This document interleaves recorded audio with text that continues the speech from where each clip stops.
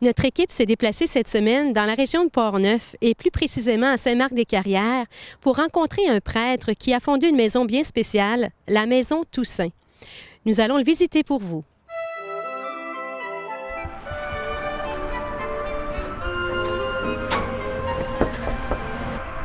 Bienvenue!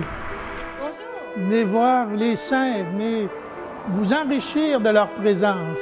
Merci!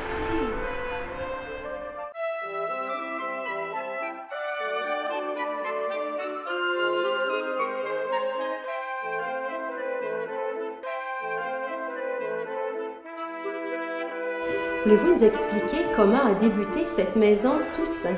Oui, lorsque je faisais la visite paroissiale, il y a 30 ans, dans une autre paroisse, je suis arrivé chez une dame qui, elle, était collectionneuse. Et elle avait sur une tablette une quinzaine de statues, mais toutes des 4 à 5 pouces. Mais ça m'a donné l'étincelle. Et à partir de ce moment-là, j'ai commencé à collectionner.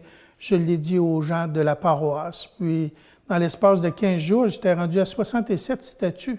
Puis j'avais ramassé. Et là, c'est devenu comme un beau loisir pour un prêtre de collectionner les statues. Alors, j'ai visité les antiquaires, les magasins de statues, et c'est comme ça que... Puis j'en ai reçu beaucoup.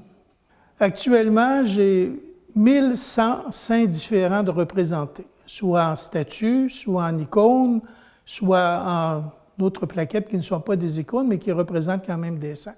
Le message de la maison, c'est d'abord dire « Nous sommes tous invités à la sainteté ». Et c'est possible, parce qu'il y en a qui nous sont montrés de tous âges, de tous métiers, de tous les temps, de toutes les nations, et ils sont parvenus. Alors pour nous autres aussi, c'est une possibilité d'y arriver, puis une invitation à prendre ce chemin-là. Moi, chaque fois que je reviens, je suis encore influencée par le regard des enfants qui viennent ici pour la première fois. Tu entres ici, puis tu as franchi le seuil de la porte que tu ne te sens plus seul.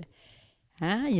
C'est vrai qu'il y a le Saint-Sacrement, mais la communion des saints, là, c'est très fort pour moi, puis c'est enrichissant, puis c'est valorisant.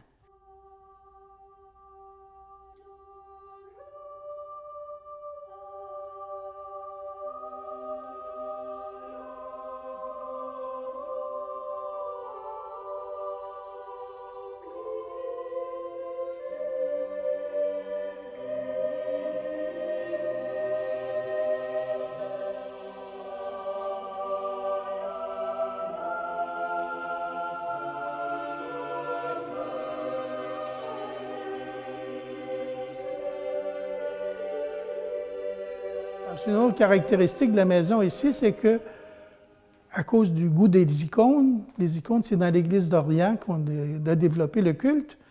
Bien ici, je dirais, il y a un aspect œcuménique dans ce sens-là, qu'on voit les saints de l'Église d'Orient, pas juste les saints de l'Église d'Occident. Les gloires canadiennes, je trouve ça intéressant, parce que souvent, on dit, bien, l'Église du Québec, là, des saints, on n'a pas beaucoup. Bien, si on regarde le mur ici, vous avez plusieurs gloires canadiennes.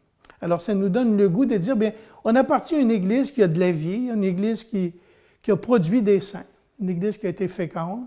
Il s'agit pour nous autres maintenant de continuer le même chemin.